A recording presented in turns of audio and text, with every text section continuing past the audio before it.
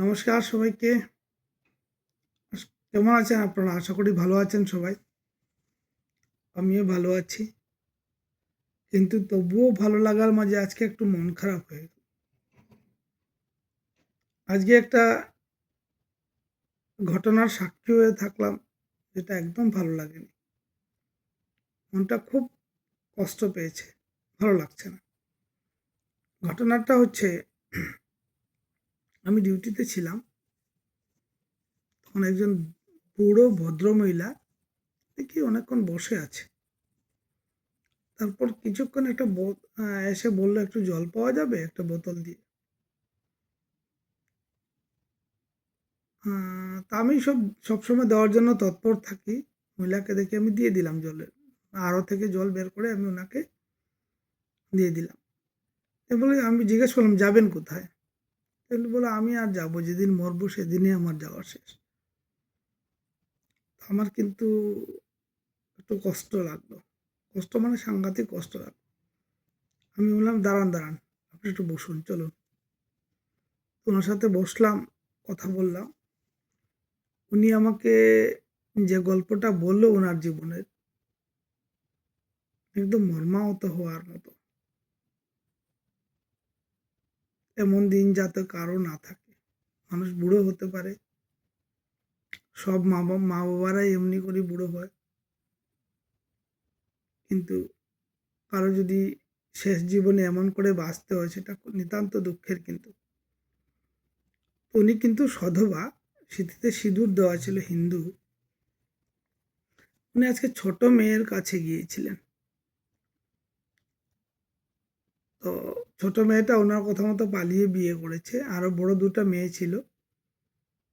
বড় দুটো মেয়ে আমবাসার আশেপাশে কোথাও থাকে। উনি তেলিয়ামুড়া থেকে আমবাসা যাচ্ছেন। তো ঘটনাটা এমন, ওনার হাজবেন্ড যখন ছোট মেয়েটা একদম ছোট ছিল, অন্নপ্রাশনে হওয়ার আগেই, বর্ত হওয়ার আগেই, জন্ম হওয়ার আগেই ভদ্রমহিলার স্বামী কোথাও অন্য একটা মহিলার সাথে থাকতে শুরু করে, আর বাড়িতে কখনো ফিরে আসেনি। তো ভদ্রমহিলা যে মেয়েটার জন্ম হওয়ার পরে ওকে মেরে দিতে পারতো, কিন্তু ওকে মারেনি। সেই কষ্ট করে বাঁচিয়ে রেখেছিল, ওকে প্রতিপালিত করেছিল। কিন্তু কি হলো, আজকে যখন ও যাচ্ছিল, মেয়েটা কিন্তু ছোট মেয়েটা যখন যাচ্ছিল, উনি ঘুমিয়েছিল। কিন্তু ভদ্রমহিলা বলছিল, আমার বড় নাতি যদি থাকতো তাহলে আমাকে যেতে দিত না। বলতো, কেমন মা গো তুমি, দিদুন যাচ্ছে আর তুমি তোমার মাকে তুমি রাখতে পারলে না। তো এই হচ্ছে, এমন যদি ইনসিডেন্ট কারো সামনে আসে তখন খুব বাজে লাগে। আজকে আমার মা নেই, বাবা নেই। আমি সবাইকে বলবো, যারা শুনছে বা দেখছে, পৃথিবীতে কোনো ভগবান বলতে কোনো জিনিস নাই, কিচ্ছু নাই। আমি মনে করি মা বাবাই সবচেয়ে বড় ভগবান। যদি কেউ মা বাবার আশীর্বাদ পায়, তার অন্য কোনো আশীর্বাদের দরকার নেই। কোনো মন্দিরে পুজো দেওয়ার দরকার নেই, কোথাও যাওয়ার দরকার নেই, কোনো গুরু ধরার দরকার নেই, কোনো ঠাকুর পূজা করার দরকার নেই, কিচ্ছু করার দরকার নেই। শুধু মা বাবার সেবাটাই করা যথেষ্ট, আমি মনে করি। বাকিরা যে যেমন করে বুঝে তেমন করে বুঝতে পারে। কিন্তু বিয়ে হওয়ার পরে বউর কথা শুনে, আর আমি যদি আমার মা বাবাকে দেখলাম না, তার চেয়ে দুঃখের আর কিচ্ছু হতে পারে না।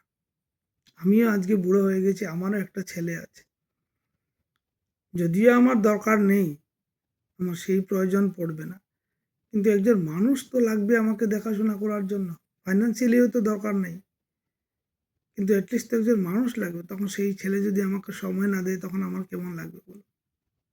তখন হয়তো মনে হবে যে আমার নিঃসন্তান থাকাটাই ভালো ছিল, আজকের আমাকে এই দিন দেখতে লাগতো না।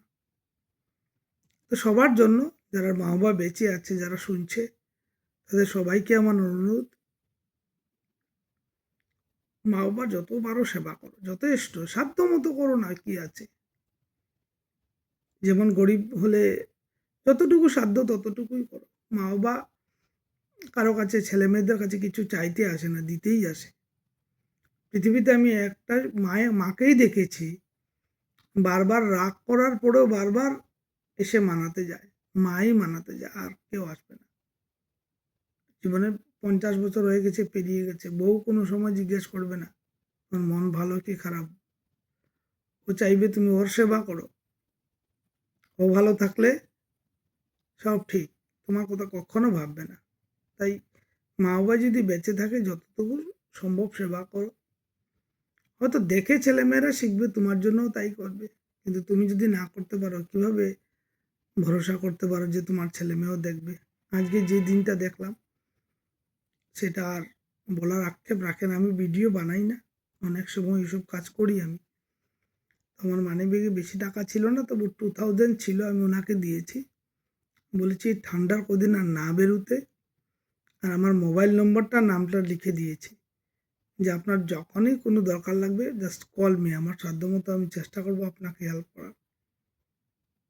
আজকে আমার মা নেই, উনি দেখতে আমার মার মতো ফর্সা এমনি ছিলেন।